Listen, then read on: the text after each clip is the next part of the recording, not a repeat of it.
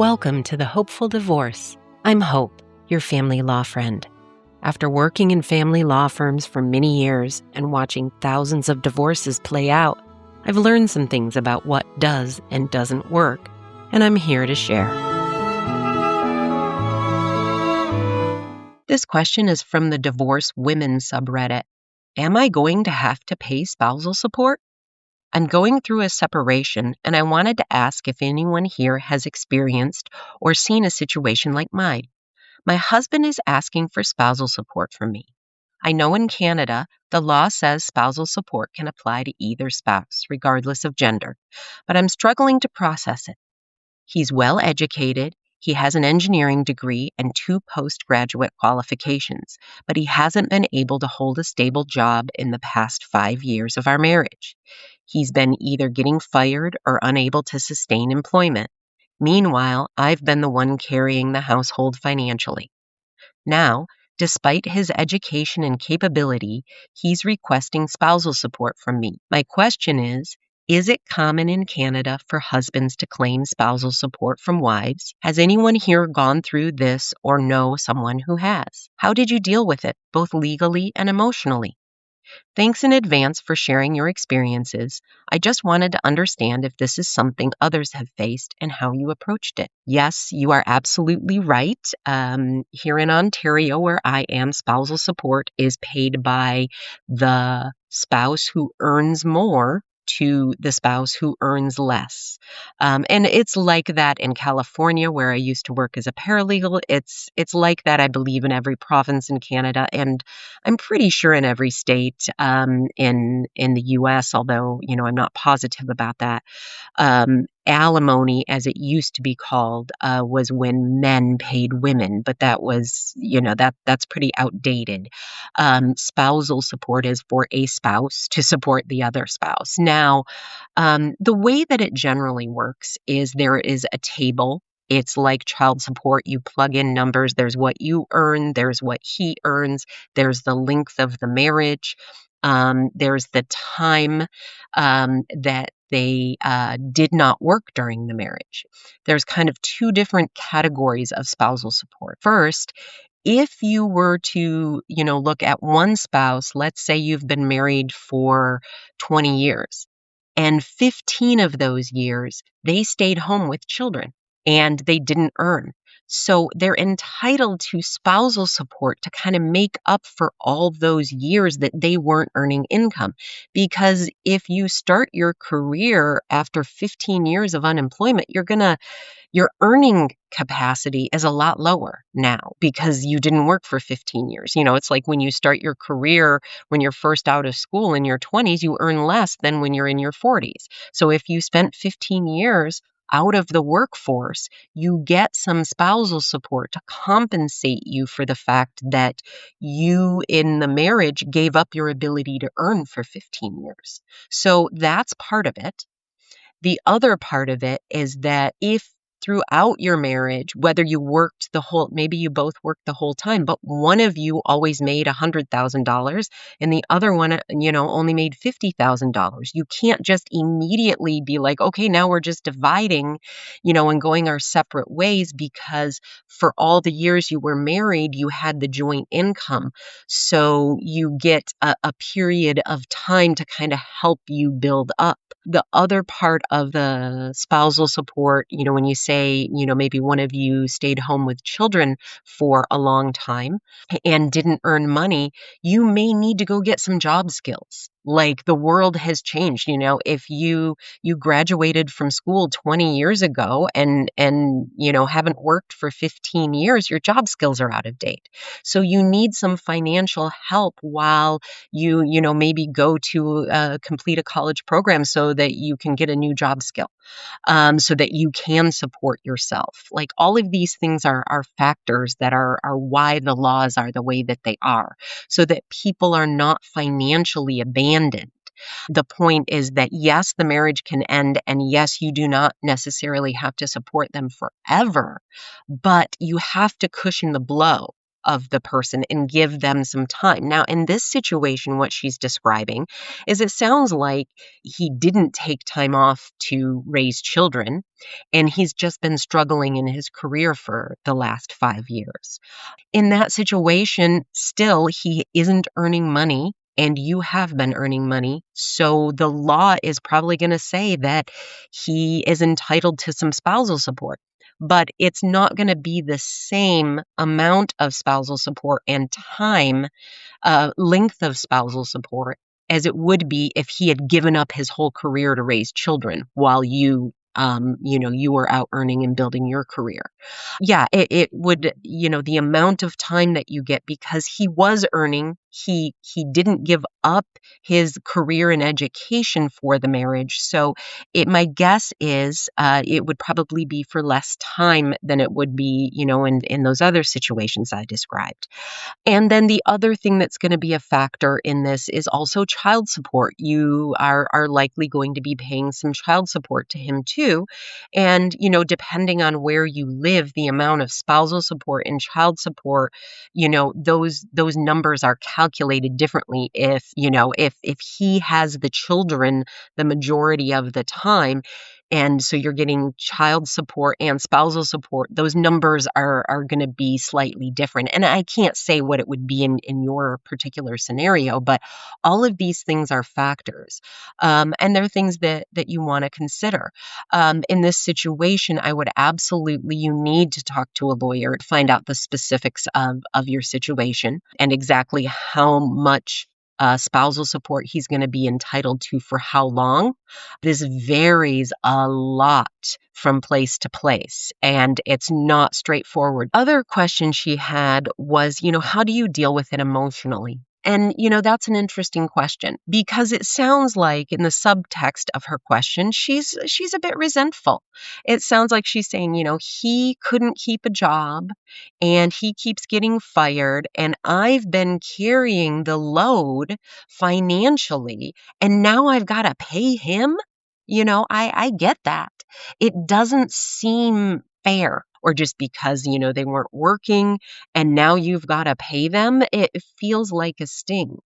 And, my recommendation is, to get some counseling or get into, some sort of a support group led by a therapist for divorcing parents that's going to help you kind of deal with this and figure it out. Because there is an emotional, component to it. The resentment over how the marriage ended and then the financial responsibilities that you have post-marriage, they're not easy to navigate and it isn't something that you're just going to get over quickly. You're going to have to process this and figure it out.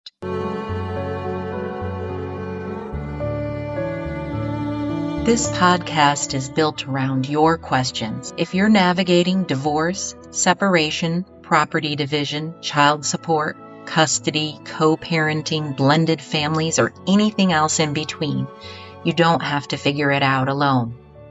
You can submit your questions anytime through my website at hopefuldivorce.com. Whether it's a big, complicated situation or a simple, what does this legal term mean? Or why does this happen this way? All questions are welcome. There are no dumb questions, really.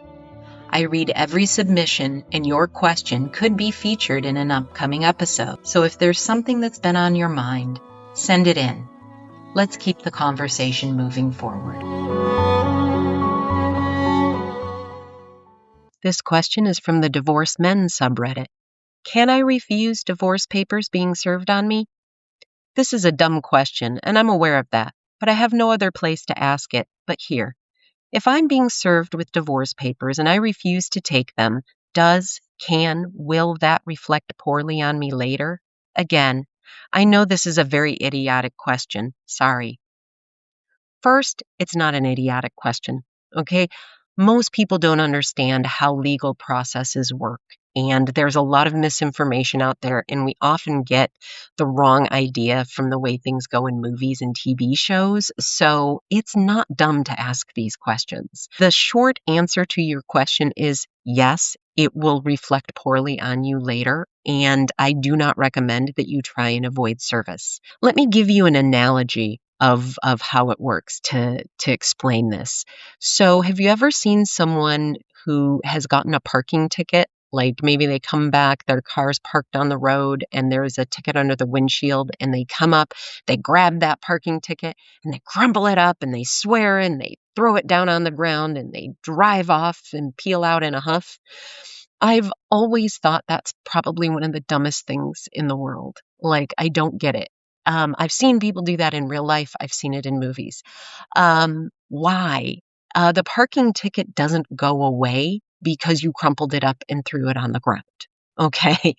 I have gotten parking tickets and I've felt angry and I've wanted to crumple it up and throw it on the ground, but I don't because I got to pay the parking ticket. And if I throw it on the ground, now I don't have the parking ticket and I can't pay it.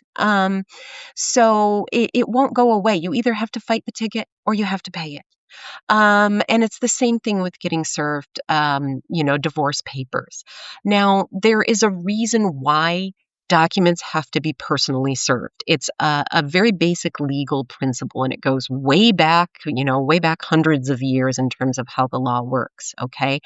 You cannot ask a judge to rule on something, whether it's a lawsuit, a divorce, whatever.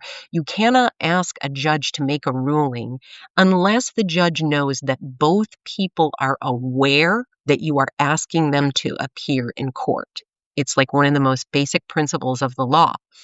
And so the only way you can be sure that someone knows that you are asking for a divorce is that you have physically handed the papers to them. Because if you mail it or you email it or you do whatever method, you FedEx it, whatever, you can't be certain that they got it. So it's just this principle of the law that says one person physically handed it to them. So I know that they know about it, Your Honor. And that way, if they never respond to it, the judge knows with certainty that they were aware and they are just choosing not to respond to the divorce. And if they're choosing not to respond to the divorce, well, then the judge is going to, probably just give you whatever you ask for because the other side isn't putting up any sort of a fight on it. Okay, that's just like it's a principle of law. And so that's why, at least when you start the divorce, the original papers have to be physically handed to them. And you can't physically hand it to them because the judge might, well, you could be lying, right? Like you're not an impartial person. So the law says in most places, and in Ontario, where I live and work, the law says any person who is 18 years old or older has to physically hand it to the other person. Okay. So there are process servers, and that is what their job is to just go find people and hand them the paperwork. They usually don't say you've been served like they say in the movies or in TV. Although when I have served them myself on the other party for the lawyers I work for, occasionally I've had to do that. I usually do say that because I think it's funny. But no, that first step has to happen. Now, if you avoid service, if you just hide in your house and, hide out at work and it's impossible for them to track you down, this is what's going to happen. Your ex is going to hire a process server, and that process server is going to attempt to serve it on them like 3 to 5 times. And they're going to take a detailed report and say, I went there at this time, and they go at different days of the week and at different times of the day, and they will write a little report and say, I observed them getting out of their car, driving into the garage and closing, and then I went and knocked on the door and they wouldn't come to the door. Okay, so you can do things like that. Now, it will vary from place to place exactly what they have to do to make the attempts, okay?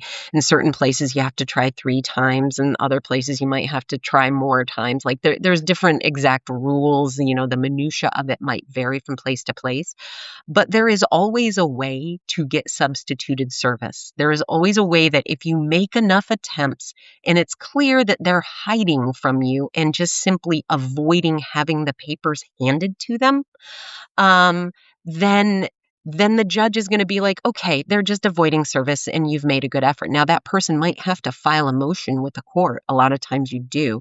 You have to actually spend some money, file papers, and the judge has to look at it and say, okay, you tried all these different things. And you can say, hey, I sent them an email at this place and they, at this email address, and they responded to me. And that was just 2 weeks ago. So I know this is a good email address. So Your Honor, can I just serve them by email?